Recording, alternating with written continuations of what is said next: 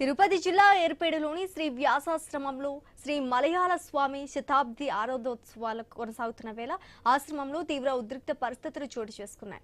మఠాధిపతి manager Amarnath Reddy నిధుల దుర్వినియోగం సహా అనేక అక్రమాలకు పాల్పడుతున్నారనే ఆరోపణలతో పరంపర స్వామీజీలు, పూర్వపు విద్యార్థులు చలో ఏర్పేడుకు పిలుపునిచ్చారు. చర్చల పేరుతో మఠాధిపతి కాలయాపన చేస్తున్నారంటూ ఆశ్రమంలో నిరసనకు దిగటంతో ఆశ్రమ వాతావరణం ఒక్కసారిగా వేడెక్కింది.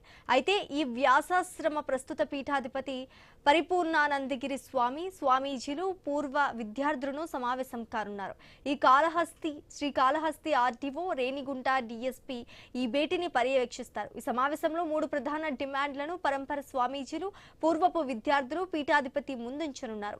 పరిపూర్ణానందగిరి స్వామి పీఠాధిపతిగా కొనసాగుతూనే 21 మంది సభ్యులతో కమిటీ ఏర్పాటు చేయాలని ఆశ్రమ మేనేజర్ అమర్నాథ్ రెడ్డి పీఠాధిపతి సోదరుడు శివరాం స్వామిని తక్షణమే ఆశ్రమం నుంచి తొలగించారని పట్టుబడుతున్నారు.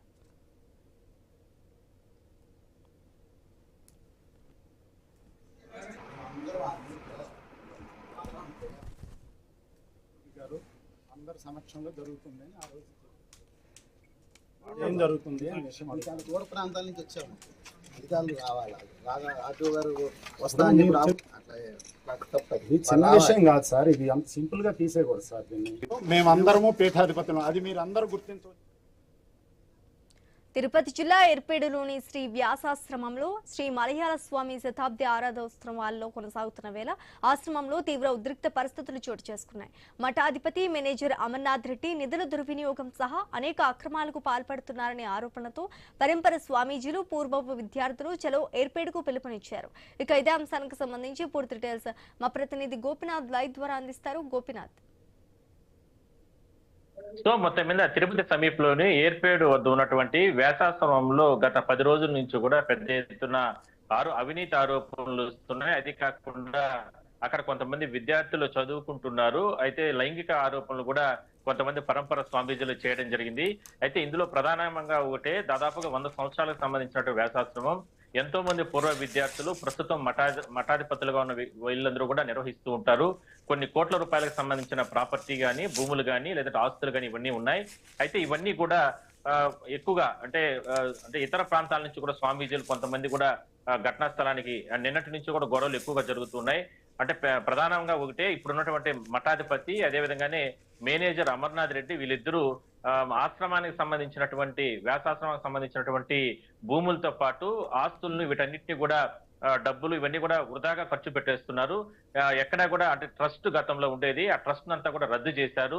ఎందుకు ఉన్నపలంగా ట్రస్ట్ ను 21 మంది గతంలో స్వామీజీ గతంలో ఉన్న మఠాధిపతి 2008లో ట్రస్ట్ ను ఏర్పాటు చేస్తే దాన్ని ఎందుకు తొలగించారు, ఇట్లా రకరకాలుగా ఆరోపణలు చేయడం జరిగింది. అందువల్లనే నిన్న దాదాపుగా 100 మంది పోలీసులతో ఎటువంటి అవాంఛనీయ ఘటనలు లేకుండా కూడా పోలీసులు కట్టుదిట్టమైన భద్రతా చర్యలు తీసుకోవడం జరిగింది. ఆరాధన ఉత్సవాలు జరుగుతున్నాయి. గత కొద్ది రోజుల నుంచి కూడా 100 సంవత్సరాలు పూర్తి చేసుకున్న సందర్భంగా ఈ ఆరాధన ఉత్సవాల సందర్భంగా దేశ విదేశాల నుంచి కూడా చాలా మంది భక్తులు రావడం జరిగింది. ఆ సందర్భంగా కొంతమంది మఠాధిపతిని ప్రశ్నించడం జరిగింది. వేల కోట్ల రూపాయలకు సంబంధించిన ఆస్తులు ఎందుకు దుర్వినియోగం జరుగుతున్నాయి, ఎందుకు ఇట్లా ఉన్నటువంటి 100 సంవత్సరాల చరిత్ర ఉన్నటువంటి ఆశ్రమంలో ఎందుకు ఇట్లా అంటే పరిపాలన పరంగా కావచ్చు, లేదంటే సేవా కార్యక్రమాలు కావచ్చు, ఇవన్నీ కూడా ఎందుకు పక్కదారి పడుతున్నాయి, ఇట్లా రకరకాలు కూడా ప్రశ్నించడం జరిగింది.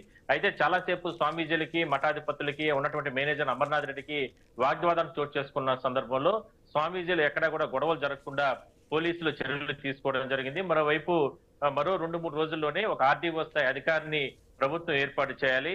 మఠం భూములు ఎంత ఉన్నాయి, ఇప్పటి వరకు ఎంత అన్యాక్రాంతమయ్యాయి, ఈ 16 సంవత్సరాల ట్రస్ట్ రద్దయిన తర్వాత ఏ విధంగా ఇక్కడ వ్యవహారాలు నడిపించారు, కేవలం బాలికలకు సంబంధించినటువంటి పాఠశాలని ఎందుకు కొనసాగిస్తున్నారు, బాలురికి సంబంధించిన పాఠశాలని ఎందుకు తొలగించాల్సిన అవసరం అయితే ఉంది, మఠాధిపతికి సంబంధించి ఇక్కడ మేనేజర్ గా వ్యవహరిస్తున్న వ్యక్తి సంబంధం లేకపోయినా కూడా బాలికలకు సంబంధించినటువంటి ఇక్కడ హాస్టల్ వద్ద ఎందుకు నిర్వహణ కొనసాగిస్తున్నారు, దాదాపుగా 500-600 మంది పిల్లలు ఉండే చోట మగ వ్యక్తులు ఎవరిని కూడా అంటే పరిపాలన పరంగా అక్కడ అధికారులను పెట్టకుండా మహిళలతో ఎందుకు ఉద్యోగులు ఇక్కడ నిర్వహించడం లేదు, ఇట్లా అన్ని కోణాల్లో కూడా రకరకాల అంశాలని వాళ్ళు మఠాధిపతి అదేవిధంగా కొంతమంది స్వామీజీలు డిమాండ్ వ్యక్తం చేయడం జరిగింది. దీనిపైన పూర్తి స్థాయిలో ప్రభుత్వం, ముఖ్యమంత్రి చంద్రబాబు, డిప్యూటీ సీఎం పవన్ కళ్యాణ్ అదేవిధంగానే దేవాదాయ శాఖ అధికారులు పూర్తి స్థాయిలో దృష్టి పెట్టి ఎట్టి పరిస్థితుల్లో కూడా అన్యాక్రాంతమైనటువంటి భూముల్ని మళ్ళా స్వాధీనం చేసుకోవడంతో పాటు అంటే ఆస్తులను క్రమబద్ధీకరణ చేయడం, మరోవైపు రకరకాల లైంగిక ఆరోపణలు, ఇట్లా రకరకాల ఆరోపణలు వస్తున్న నేపథ్యంలో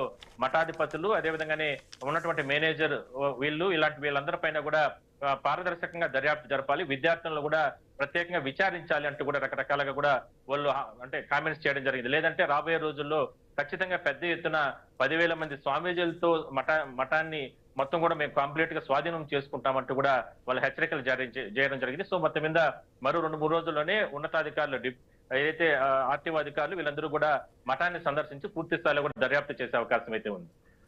right, thanks for the update Gopinath.